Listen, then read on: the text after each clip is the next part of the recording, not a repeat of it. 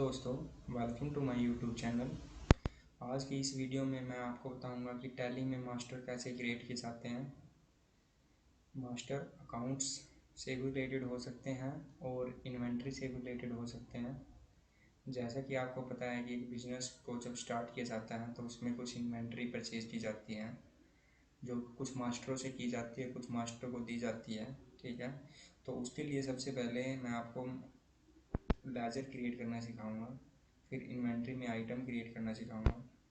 उसके लिए आपको सबसे पहले ये सीखना ज़रूरी है कि कोई भी कंपनी विदाउट इन्वेंट्री भी हो सकती है और विद इन्वेंट्री भी हो सकती है। जैसे अगर आपकी कंपनी विदाउट इन्वेंट्री है तो आप उसको विदाउट इन्वेंट्री में भी आप कॉन्फ़िगर कर सकते हो।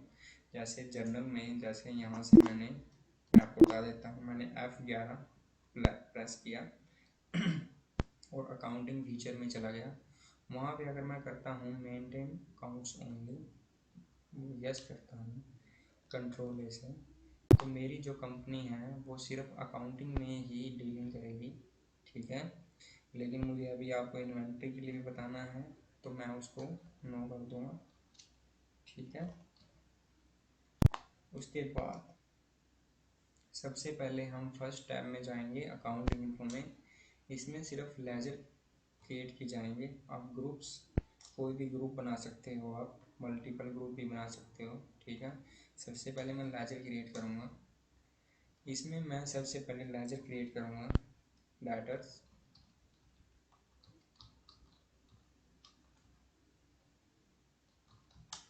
ए, और ये जाएगा सन्ड्री लेटर्स में।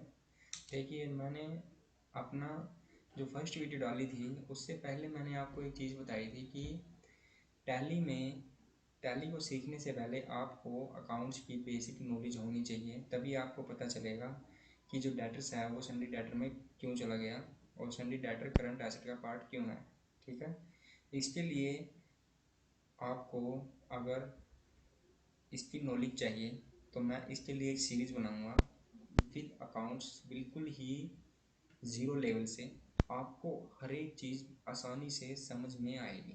ठीक है, मैं सन्ड्री डेटर में डाल दिया मैंने इसको। ठीक है, डेटर बिल्कुल डेटर होते हैं हमारे देनदार। ठीक है, जिनसे हमने पैसा लेना होता है, इसलिए वो हमारी एसेट होते हैं। ठीक है, उसके बाद जो second tab I maintain balance bill bye bill. Maintain balance bill bye bill का मतलब होता है कि जैसे मैंने किसी को माल बेच दिया और उसका बिल नंबर 1 है, तो जैसे उसकी पेमेंट आई तो मैं उसको उसी बिल के साथ एडजस्ट करूँगा।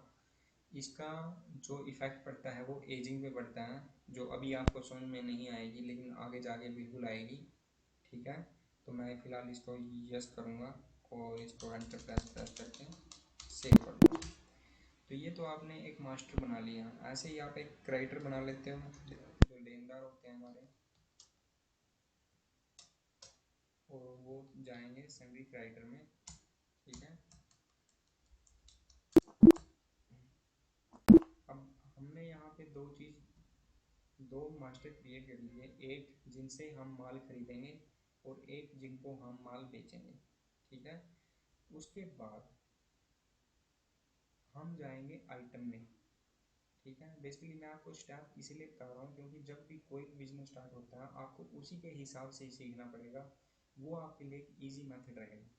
इन्वेंट्री में जाता हूँ तो मेरे पास बहुत सारी चीज़ें हैं। मैं फ़िलहाल स्टॉक आइटम को ही क्रिएट करूँगा। मैंने यहाँ पे आइटम मिला दी मैंने ए।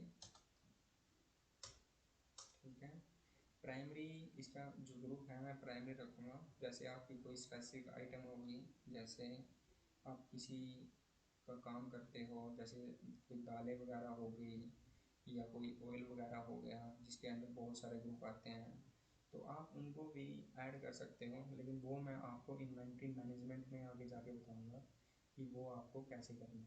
ठीक है, यूनिट, यूनिट का मतलब होता है कि जो आपकी आइटम है वो पीसीज में है, केजी में है, लीटर में है, कैसे है। तो इसके लिए आपको यूनिट क्रिएट करनी पड़ेगी। यूनिट के लिए आपको Alt+C, कोई भी कोई भी मास्टर, कोई भी लेजर अगर हम क्रिएट करना चाहते हैं तो आप उसको Alt+C का यूज़ कर सकते हो उसको क्रिएट करने के लिए। जैसे मैंने यहाँ पे डाल दिया सिंबल, मैं इसको केजी में रखूँगा, KGS। यहाँ पे डाल दिया मैंने किलोग्राम्स, और इसकी जो किलोग्राम्स में मैं 3 डेसिमल प्लेसेस रखूँगा, ठीक है। मुझे इसकी रेट ऑफ ड्यूटी कुछ नहीं रखना है, और मुझे इसका ओपनिंग स्टॉक भी नहीं रखना है, ठीक है। तो ये तो मेरी आइटम ए हो गई जो मैंने केजीस में केजी में रखी। अब मेरी जो आइटम बी है इसको मैं लीटर्स में रखूँगा। इसके लिए मैं फिर Alt+C करूँगा और यहाँ पे लीटर डाल दूँगा,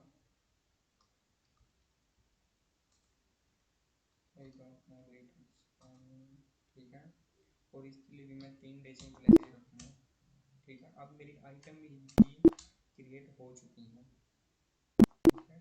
तो जैसे मैंने आइटमें क्रिएट की हैं वैसे भी आपको आइटमें क्रिएट करनी है। इस वीडियो में मैंने आपको बताया कि आप जो मास्टर की जो हमारी टैब है, फर्स्ट टैब है, आप उसमें जाके मास्टर कैसे क्रिएट किए जा सकते हो, कर सकते हो।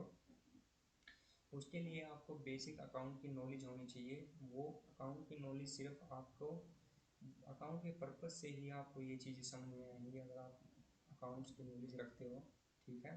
तो इस वीडियो के बिहाफ पे आप सीख सकते हो कि आपको मास्टर कैसे क्रिएट करनी है।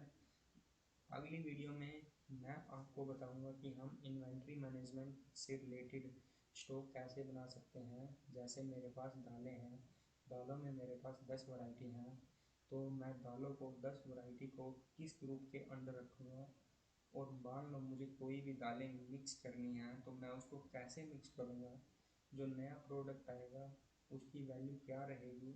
तो ये सब चीज़ें अगर एक बिग कंपनी को भी ले लेते हो आप तो उसमें बहुत सा रॉ मटेरियल आता है। रॉ मटेरियल से मतलब कच्चा माल आता है, और आप उनसे जो हमारा माल तैयार होता है उसके लिए इन्वेंट्री मैनेजमेंट की बहुत ज़्यादा ज़रूरत पड़ती है। अगर आपको ये सब चीज़ें आती हैं तो आप अपने फ्यूचर को सिक्योर कर सकते हो। आज की इस वीडियो में बस इतना ही। अगर आपको ये वीडियो अच्छी लगी हो तो आप इसको लाइक और शेयर ज़रूर कीजिए, और मेरे चैनल को सब्सक्राइब कीजिए आने वाली वीडियो को देखने के लिए। आज के लिए बस इतना ही। Thank you very much.